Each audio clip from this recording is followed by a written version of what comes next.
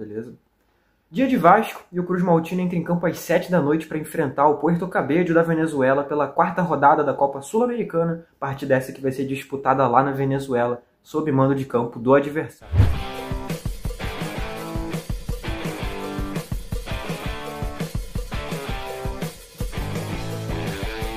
Fala Vascão, beleza? Eu sou o Eduardo e eu tô aqui para apresentar mais esse vídeo da Analisa Vasco e te trazer as principais informações e comentários sobre essa partida do Vasco diante do Puerto Cabello.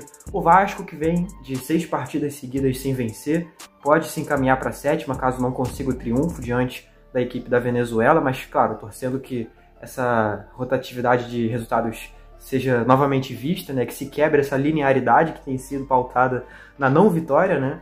Até porque o contexto tem sido bem cruel, né? Não só pelo resultado, mas pelo desempenho da equipe, né? Sempre resultados pautados por erros individuais, tendo que criar vilões, que é uma coisa que a gente não gosta. Então, enfim, que a gente saia desse ciclo de uma vez por todas.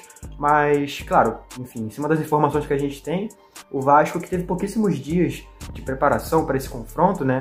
Esteve em Brasília no último domingo para poder enfrentar o Palmeiras pela 7ª rodada do Campeonato Brasileiro, partida essa que, apesar de mandante, disputou no estádio Mané Garrincha. Foi uma venda de mando de campo feita, assim como no ano passado, para esse confronto.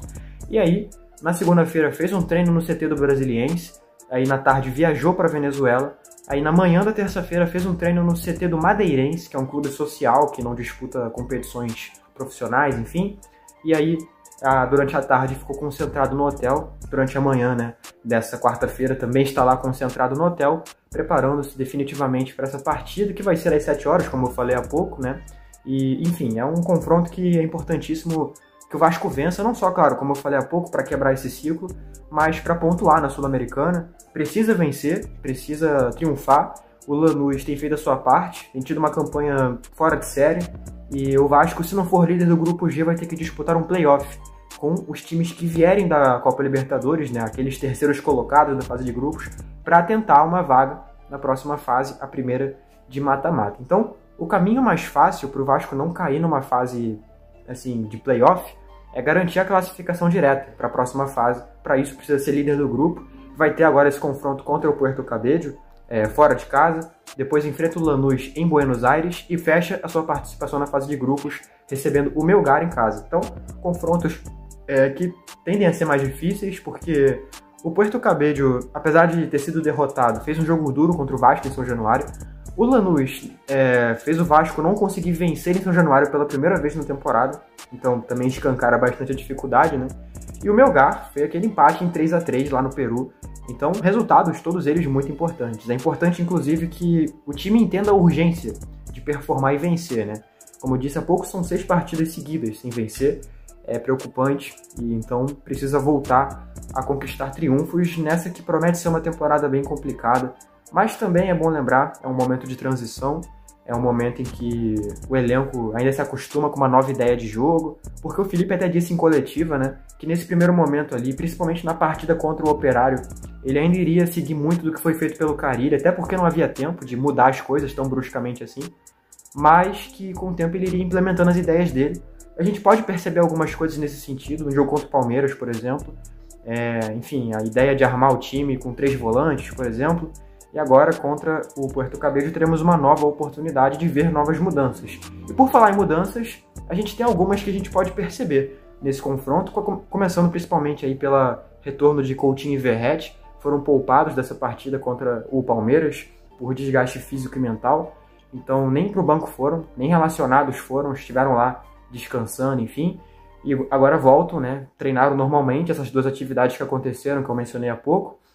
Além disso, o Felipe não contará com o zagueiro Lucas Freitas, né? Ele se lesionou na última partida, foi constatada uma lesão na fáscia, não é uma previsão concreta de tempo de recuperação, mas é esperado que ele fique algum tempo fora, pelo menos algumas semanas, e com essa situação, o Luiz Gustavo, zagueiro da base, é quem desponta para ser o cara a assumir essa vaga como zagueiro titular, né? Lembrando que tem o Lucas Oliveira também nesse elenco, mas é muito pouco provável que ele seja o titular, inclusive porque ainda está voltando 100% à sua condição física. Ele viveu uma lesão que tirou ele de gramado por algum tempo no começo do Brasileiro.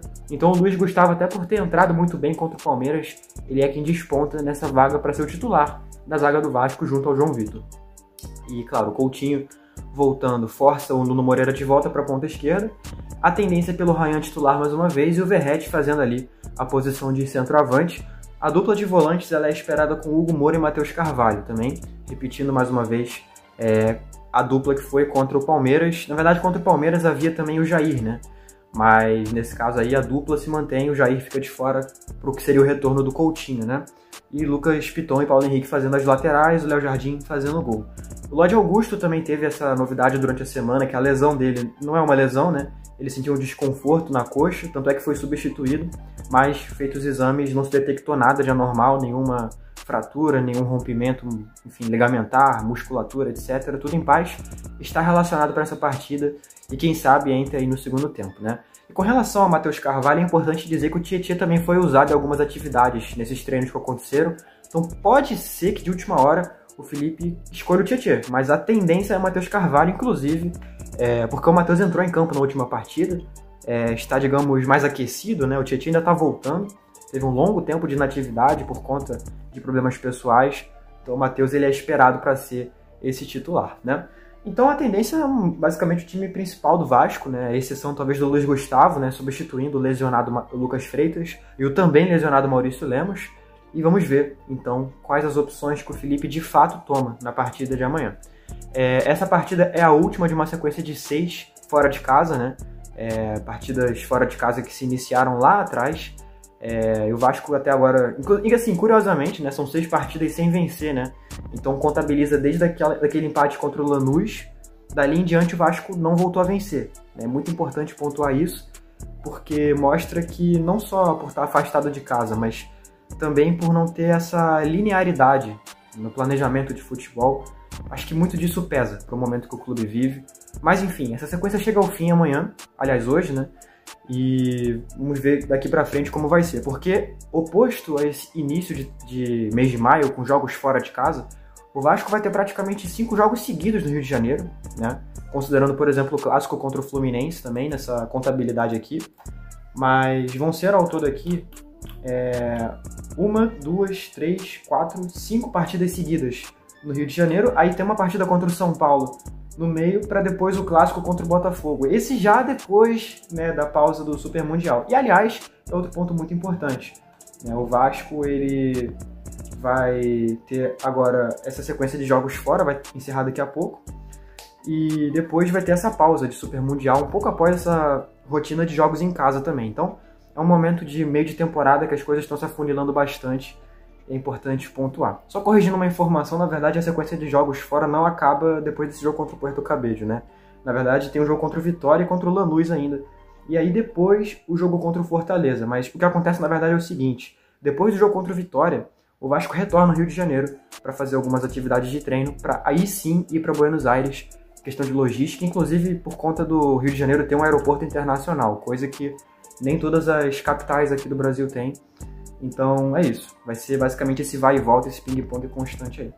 Bom, como eu disse, a partida vai ser transmitida pela Disney+, mas você pode acompanhar a reportagem dela na Analisa Vasco, nas redes sociais, então não posso deixar de convidar você a seguir a gente por aí.